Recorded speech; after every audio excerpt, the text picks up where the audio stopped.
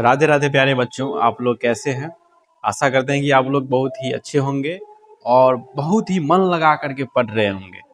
चलिए इस video lecture में हम लोग समझेंगे 3 कॉन्सेप्ट के बारे में। एक समांतर चतुर्भुज का क्षेत्रफल, परिमाप, उसके बाद समलंब चतुर्भुज और सम चतुर्भुज के बारे में। तो सबसे पहले हम लोग शुरुआत करते हैं समांतर चतुर्भुज से।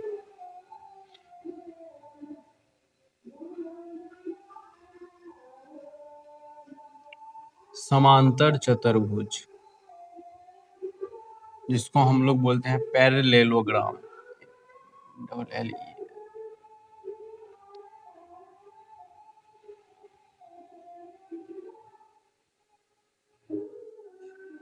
जिस तरह से हम लोगों ने पिछले वीडियो लेक्चर में आयत और वर्ग के बारे में पढ़ा था, तो ये जो समांतर चतुर्भुज है वो सेम टू सेम समझ लीजिए कि आयत ही है एक प्रकार से।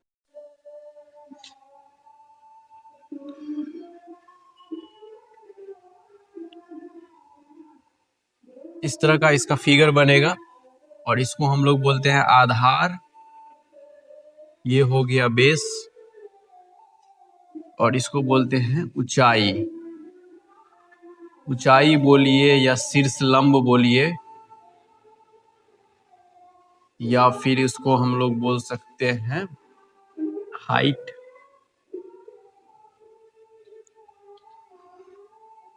देखिए समांतर चतुर्भुज में क्या होता है कि ये भुजा और ये भुजा यानी कि आमने सामने के भुजा बराबर होगी, ये भुजा और ये भुजा भी बराबर होगी, लेकिन इसमें कोण जो है, ये कोण और ये कोण भी बराबर होगा और ये कोण और ये कोण भी बराबर होगा।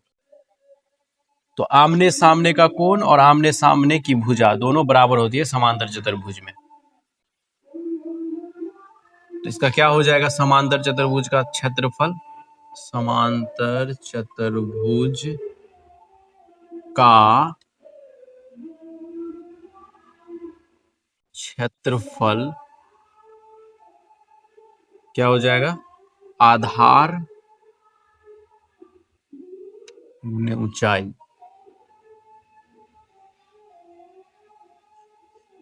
उसके बाद समांतर चतुर्भुज जिस तरह से आयत का परिमाप होता है 2 इंटू एल प्लस बी, उसी तरह से समांतर चतुर्भुज का भी परिमाप होगा 2 इंटू आधार प्लस शीर्ष लंब। समांतर चतुर्भुज का परिमाप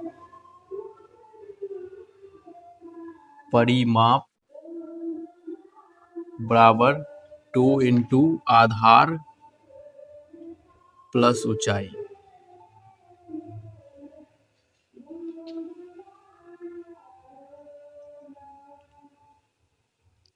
अब देखिए दोस्तों समलंब चतुर्भुज के बारे में।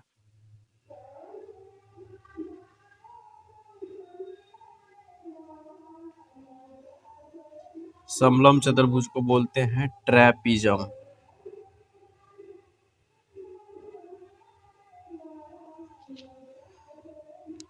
इसका चित्र इस तरह से बनेगा, देखिए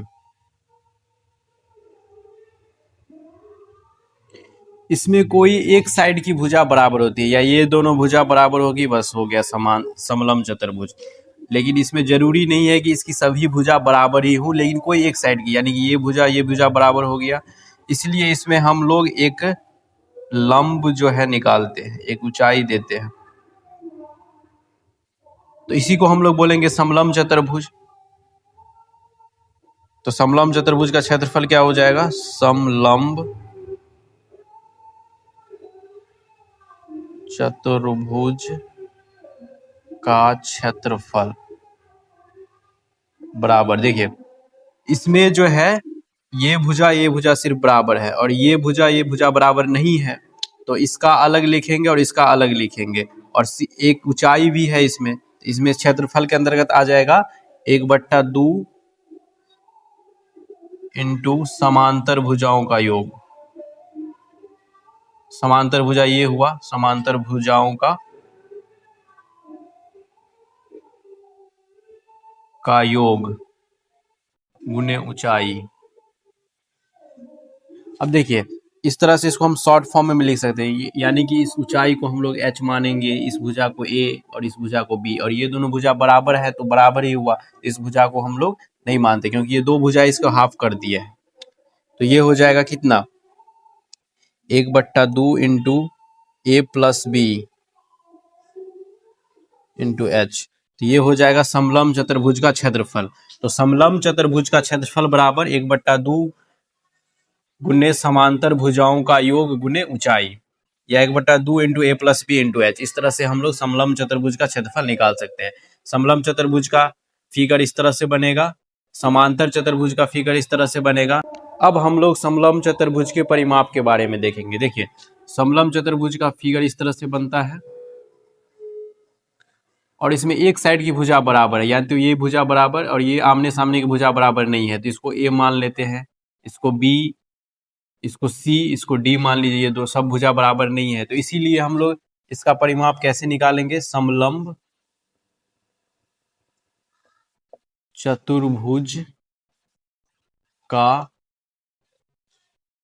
परिमाप बराबर क्या हो जाएगा, ये सभी भुजा को आपस में जोड़ देंगे तो ये हो जाएगा इसका परिमाप, A plus B plus C plus D, सभी भुजा को आपस में जोड़ दिए, इसी को हम लोग समलंब चतुर्भुज का परिमाप बोलते हैं। और समलंब चतुर्भुज की भुजा बराबर क्या हो जाएगा, समलंब चतुर्भुज की भुजा तो बराबर नहीं है तो कैसे निकलेगा, इसकी भुजा जो है अलग अलग निकलेगा, तो इसका एक कोई फॉर्मूला नहीं होगा तब भुजा का। अब देखिए, अब हम लोगों ने समलंब चतुर्भुज समझ लिया, अब हम लोग चलते हैं सम चतुर्भुज की ओर।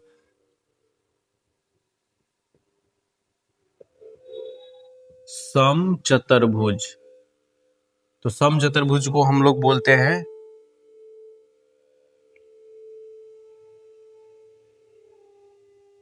रोम्बस।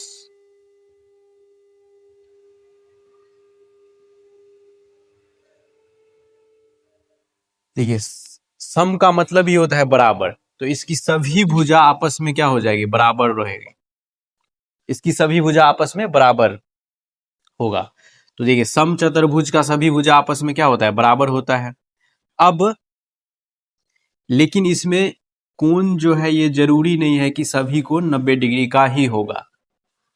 तो सम चतुर्भुज और वर्ग में सिर्फ यही अंतर होता है कि सम चतुर्भुज की सभी भुजा बराबर होती है और वर्ग की भी सभी भुजा बराबर होती है, लेकिन वर्ग का सभी कोण 90 डिग्री का होता है, लेकिन सम चतुर्भुज का सभी कोण 90 डिग्री का नहीं होता है। हो भी सकता है और नहीं भी हो सकता है, ये जरूरी नहीं है कि सभी कोण सम चतुर्भुज में 90 डिग्री का ही हो। तो इसीलिए वर्ग और सम चतुर्भुज में सिर्फ माइनर डिफरेंस है। तो अब देखिए सम चतुर्भुज का क्षेत्रफल, सम चतुर्भुज का क्षेत्रफल बराबर 1/2 गुने d1 गुने d2। अब d1 d2 क्या होता है ये समझाएंगे। देखिए ये इसका विकर्ण हो गया जिसको हम लोग डायगोनल बोलते हैं, ये हो गया दूसरा विकर्ण, इसको हम लोग d1 मान लेते हैं और इसको d2 मान लेते हैं। तो लिख दीजिए जहां d1 बराबर क्या हो जाएगा, पहला विकर्ण, और d2 बराबर हो जाएगा दूसरा विकर्ण।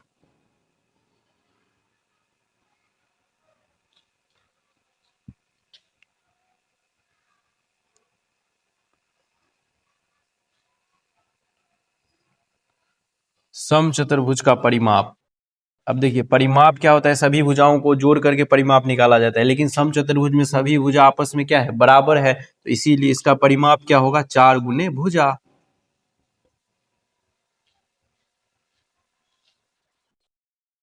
लेकिन इसकी जो भुजा निकालेंगे सम चतुर्भुज का, तो उसका एक अलग सूत्र होता है, सम चतुर्भुज की भुजा बराबर